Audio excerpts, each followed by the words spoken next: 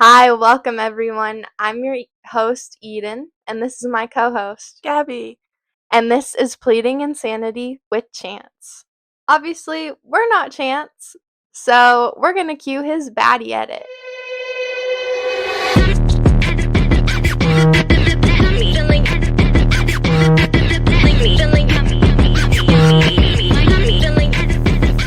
Today, we are going to be talking about the court system and how they rule somebody to be not guilty by reason of insanity.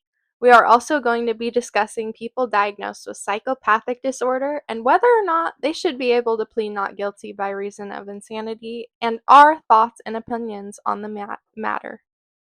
So sit back, relax, and let's get into this episode of Pleading Insanity with Chance.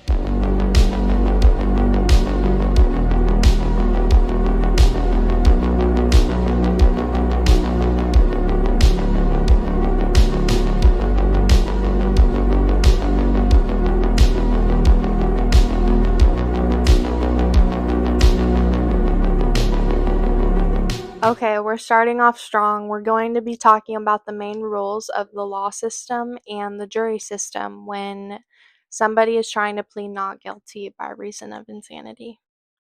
In a document published by the Cornell Law School, it is quoted to say, quote, "Intent is one of the two essential elements of a crime," end quote.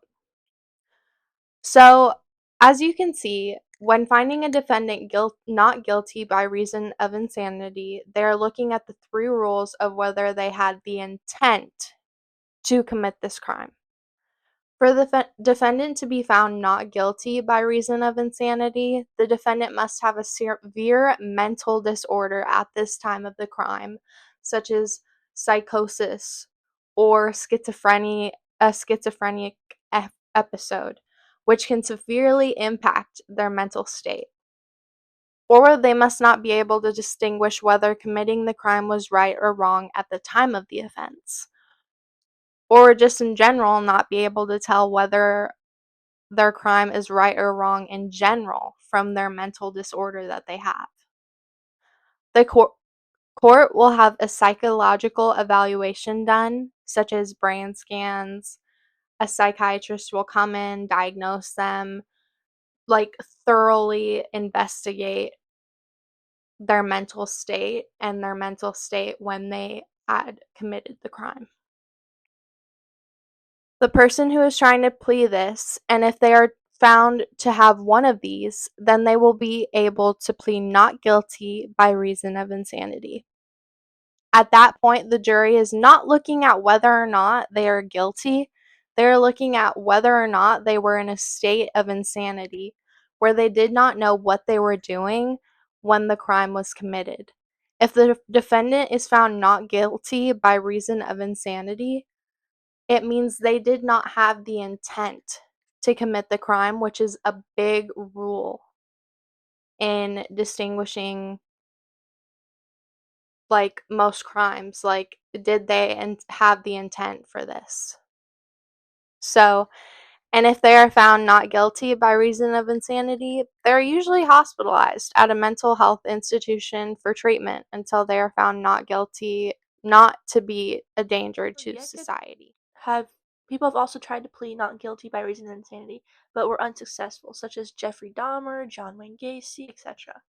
Many of these serial killers were later found to have psychopathic disorder. Serial killers such as Ted Bundy, Jeffrey Dahmer, Ed Gein, Richard Ramirez, etc., were all found to have psychopathic disorder. Now we're going to look at the brain function of a psychopath and explain how and why they should not be able to get the not guilty plea due to reason of insanity sentence. Eden, would you like to explain? Brain function of a psychopath.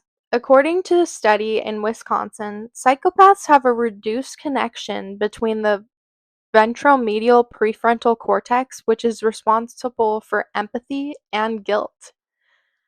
They also have problems and damage to the amygdala, which mediates fear and anxiety.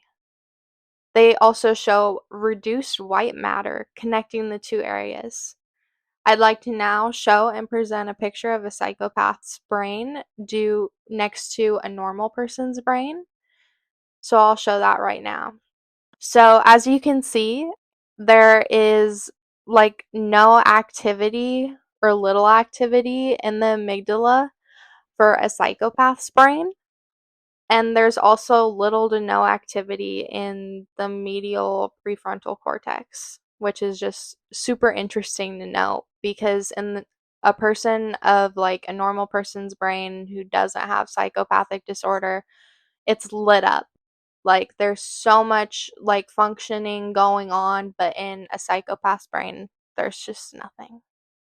I would like to note there is a consistent argument that because psychopaths do have something wrong with their brain, like other mental disorders such as antisocial personality disorder, and which have the closest damaged brain pattern to a psychopath's brain, people believe that they should be able to get the insanity plea, such as one Reddit user, Daisy W23, who is quoted to say, quote, "Not every person who is diagnosed psychopathic is evil. In fact, most of them are much like everyone else. They just have brains that are wired differently in a way that is understood for a lot of other illnesses." End quote. Some people in the comments of this thread also agreed with them, but I'd like to give my opinion. Yes, that is a valid argument, but as we discussed before, the traits of a psychopath are that they have no empathy, they lack remorse or guilt, and they do not respond to punishment. And the list goes on. Another factor when considering psychopathic disorder and whether or not they should be able to get that not guilty due to reason of insanity is that unlike many other mental disorders such as general anxiety disorder or depression, their disorder cannot be cured. It can only be managed. So they will continue to be a threat to society. People in cases that plead not guilty due to reason of insanity most of the time have a mental disorder that can be monitored and treated, but unfortunately, we cannot treat a psychopath. That can only be managed. And so, like I said at the beginning, the first rule of the court is whether they had the intent to do the crime. And psychopaths are fully aware of what they are doing, unlike other people's mental disorders, which can cloud their judgment. So, therefore, they do not follow the three rules for someone who can be given the not guilty by reason of insanity by the jury. So, therefore, they fully intended to commit that crime and should not be given the plea of not guilty by reason of insanity. Psychopaths do not abide by the three rules of being found not guilty due to reason of insanity, which is having a mental psychosis and not being aware of committing the crime, not knowing whether or not their crime was wrong because of their disorder at the time of the offense, or just not knowing whether their crime was right or wrong in general due to this mental disorder. Which then means that people with psychopathic disorder do have the intent to commit the crime, which is one of the fundamental rules of being found guilty to your crimes. We believe that the law that you can be found not guilty by reason of insanity is very important in some cases and can be true. But people with psychopathic disorder should not get the benefit of this conviction because they fully intended to commit this crime.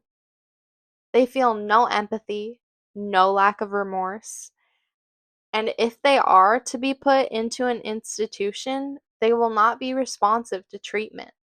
And even if we put them in a prison, they will also not be responsive to punishment. Therefore, what do we do with these people?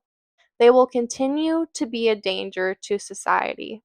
And I feel like the judge who is trying these defendants should take this very seriously when sentencing them because they are desensitized to punishment and will likely reoffend if let out because of it. And in this case, we need to think of the victims of And their these people families. and their families. That's the end, and that's all we have for this episode of Pleading Insanity with Chance. Thank you so much for listening.